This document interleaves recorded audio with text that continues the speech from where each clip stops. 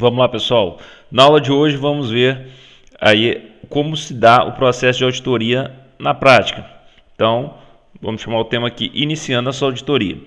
Então, iniciando a sua auditoria, você tem que pensar em algumas características. Primeira coisa, você tem que designar um líder para a equipe de auditoria. Observar a qualificação dele, a competência, se ele se enquadra naquele perfil que você vai conseguir obter um êxito, um sucesso na auditoria que você está propondo. Definir o objetivo, o escopo e os critérios da auditoria. Como eu mostrei, naquele checklist pode ser um dos determinados critérios, mas é importante cada empresa entender a sua realidade e começar um processo que também seja possível e viável a sua realização.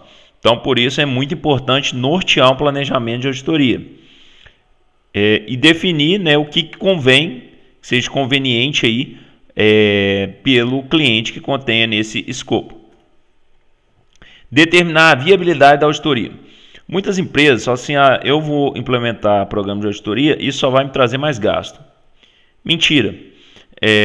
Quando se fala isso, é porque muitas vezes a empresa não quer melhorar a sua eficiência, mostrar que aonde que aquilo que ela é boa ou aonde que ela não é boa, aonde que precisa de um ponto de melhoria. Então, como falei, o programa de auditoria ambiental ele também serve de uma auditoria de desempenho. Ele também serve como instrumento e ferramenta de gestão.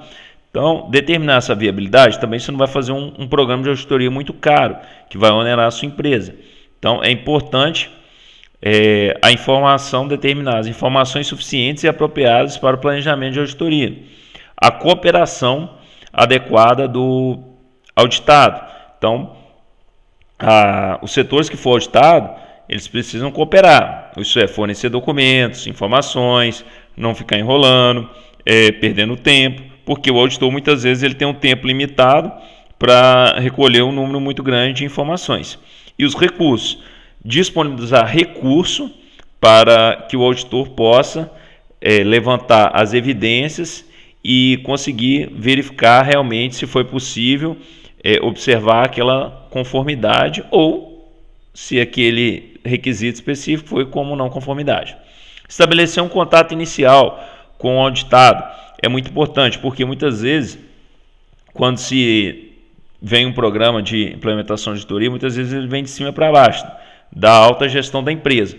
E aí, vem pessoas de outras unidades, de primeiro. Então, a pessoa não faz aquele contato, não explica, deixa, às vezes, o auditado numa situação complicada. Então, não falar do recurso que precisa. Você vai auditar uma determinada área, uma área que suponhamos, uma área de mata, uma área que você tem produto químico, então você necessita de EPIs específicos. Então, tudo isso, a empresa que está sendo auditada, por exemplo, que tem que fornecer um EPI específico. Então, esse contato inicial é importante. Falar, a gente tem áreas tal, áreas que demandam atenção maior, se for necessário, fazer aí um alinhamento nas questões de segurança, muito importante. Toda essa questão.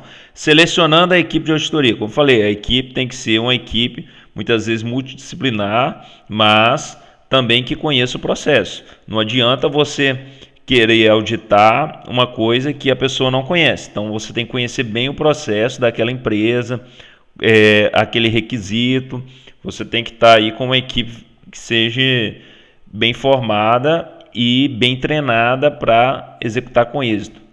Sejam eles selecionados de acordo com a competência específica para alcançar o objetivo, que eu acabei de falar aqui.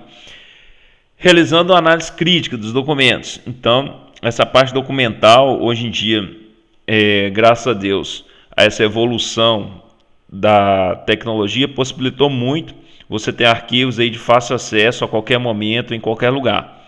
Então, em auditorias passadas, eu já participei até de algumas, que as evidências documentais eram quase todas via papel. E isso aí muitas vezes demanda tempo, às vezes o papel não está naquele setor, não está guardado de uma forma adequada, está em outro local, e aí você não consegue ter êxito aí na sua análise documental, da sua auditoria.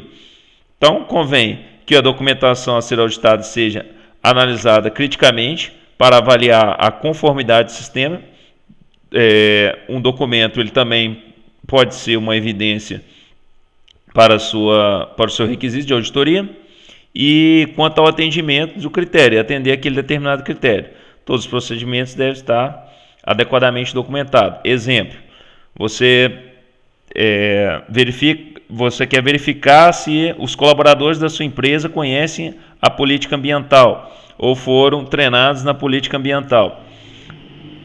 Primeira coisa, você pode verificar por meio de entrevista ou até mesmo você pode verificar se por meio de evidência de um treinamento, um certificado, uma lista de presença que consta o nome e assinatura que determinados colaboradores foram treinados, por exemplo, na questão das políticas ambientais da empresa. Então, a análise documental, o requisito, ele pode ter evidências diferentes. A análise documental, ela é a maior prova e uma prova mais concreta, não que uma análise fotográfica, uma entrevista, outros tipos de análise não seja importante, mas a documental é bem clara e rápida de ser executada.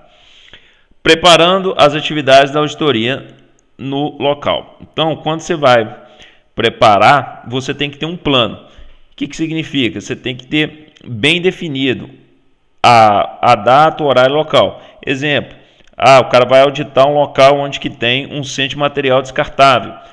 Naquele determinado horário não é possível, que foi planejado, porque tem uma descarga de caminhão, tem uma condição tal. Então isso atrapalha muitas vezes a sua auditoria. Então isso tem que ser bem acordado entre as partes. Então o escopo bem definido, o critério, a data, o horário, os locais, tudo isso deve ser bem alinhado para a sua auditoria ocorrer de uma forma bem satisfatória. Designando o trabalho para a equipe de auditoria. Então, cada equipe vai fazer um determinado trabalho. Essa designação do trabalho, geralmente, ela é feita no início. Todo início de auditoria, você tem uma reunião de alinhamento. A equipe tal vai seguir para tal área, equipe Y vai seguir para a área B, equipe X para a área A, e assim sucessivamente. Preparação de documentos de trabalho para verificação das conformidades. Não é que você vai... Imagina, a sua empresa é auditada, você vai preparar os documentos para a auditoria, não. Muitas vezes esses documentos ele tem que ser um fluxo normal, ele já tem que ser guardado já numa pasta, já tem que ter uma dinâmica normal. Por quê? Se você preparar na questão de maquiar os dados, a sua auditoria não expressa a realidade. Então, a auditoria muitas vezes ela quer ver a realidade. Então, a preparação desses documentos, ela não é feita um dia antes, uma semana antes. Ela é feita ao longo do processo. Foi verificado que os documentos não estão devidamente separados. Então, a separação aí de acordo com o critério X. Isso é feito pós uma auditoria para melhoria quando você tiver outra auditoria. Conduzindo atividades em loco. Vamos lá. Primeiro, conduzindo a reunião de abertura. Então, essa condição dessa reunião de abertura, ela deve ser uma condição rápida, eficaz e objetiva. Função e responsabilidades de guias e observadores. Por exemplo, você pode ter também uma pessoa participando na sua equipe de auditoria, que é um técnico da área X, que ele vai fazer o deslocamento das pessoas durante aquele determinado período. Então, ele vai ser o guia ali, que vai dar as informações para os auditores. É importante. A coleta de informação em loco. Então, a coleta de informação em loco, ela também é uma das questões mais importantes. Por quê? Você verifica o que realmente a sua empresa está apresentando. A necessidade de uma reunião de abertura. Então, naquela reunião em loco, é uma reunião de abertura, geralmente rápida, em torno de 20 a 15 minutos, e ela é liderada pelo líder da dimensão, aí, ou líder da auditoria. Inspeção na área, acompanhado pelo auditado. Nunca o auditor vai acessar uma área sozinho. Ele sempre tem que ir com o auditado ou um guia. Por quê? Porque o auditor, ele não trabalha, muitas vezes, dar um exemplo, sua auditoria de segunda parte, o auditor não trabalha naquela área. Então, pode ser que ele trabalhe até em outra unidade da empresa.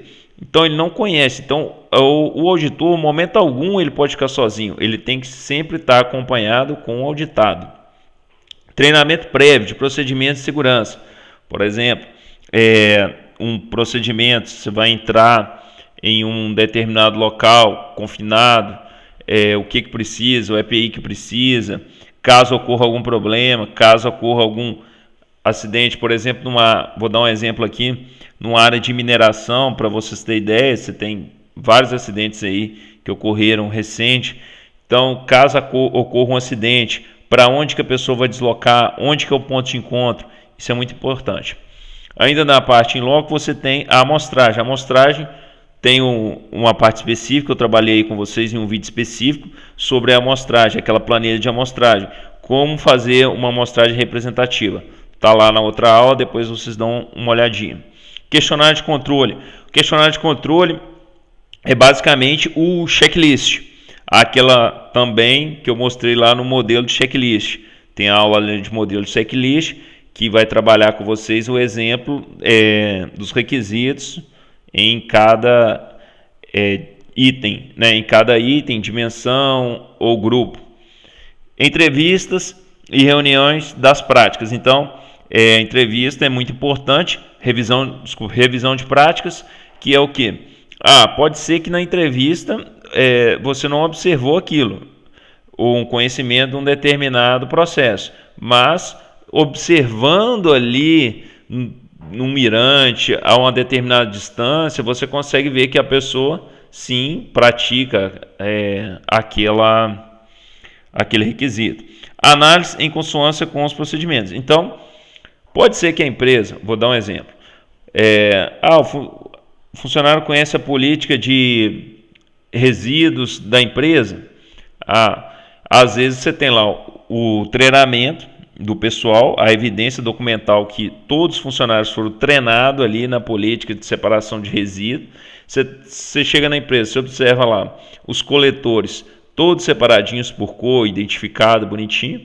E aí quando você chega próximo aos coletores, você vê que o pessoal joga tudo misturado. Beleza. Foi treinado, os colaboradores conhecem a política, né, de separação de resíduos da empresa. Suponhamos que esse é um item a ser auditado. Você verificou por meio documental que todos foram treinados, certo? Mas você foi no campo, verificou lá que aquilo ali é uma bagunça. Então, a análise documental ela tem que estar em consonância com os procedimentos, ou isso é, com a realidade, o que o procedimento fala. Deveria separar tais, e não está ocorrendo. Então isso é muito importante também. E conduzindo ainda dentro da parte de conduzindo a auditoria em loco, a gente tem a verificação da conformidade, né? Atende ou não o requisito, se não atende é uma não conformidade, verificação dos riscos inerentes e controles. Então, quais são os riscos e controle? Caso, pode ter um exemplo, se você tiver uma não conformidade, que ela pode gerar um risco, um dano ambiental, então ela tem que ser de risco alto, tem que ser sanada rápida, comunicada às partes envolvidas, à equipe gerencial aí da sua empresa o mais rápido possível.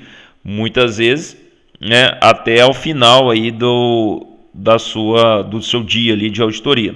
Coleta de evidências para analisação e verificação. Por que a evidência é a coisa mais importante? Por quê? O auditado ele pode questionar o auditor. Mas para resolver essa questão, mas não concordo ou concordo, o que vai prevalecer é a evidência. A evidência é válida, está aqui. Então, a evidência que vai determinar aí a validade da sua conformidade ou não. A análise da documentação e procedimentos de acordo com a prática. Como eu falei, se temos a documentação guardada, será que realmente a sua empresa está praticando aquilo que ela está propondo? E, por último, ao final você tem aí a elaboração do seu relatório de auditoria. Correto?